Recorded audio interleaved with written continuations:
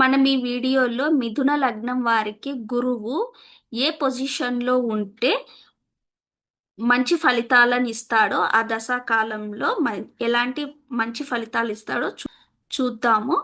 ఒకవేళ గురువు ఇక్కడ వచ్చేసి ద్వితీయ ఉభయ కేంద్రాధిపత్యంచే గురువు పాపి అయ్యాడు. సో ఈ పాపి దుస్థానాల్లో ఉంటే అనగా 6, 8, 12.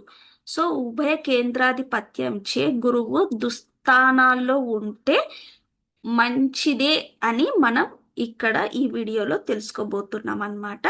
సో ఇక్కడ దుస్థానాల్లో ఉంటే సప్తమాధిపతి, ఇప్పుడు మిథున లగ్నానికి గురువు సప్తమాధిపతి.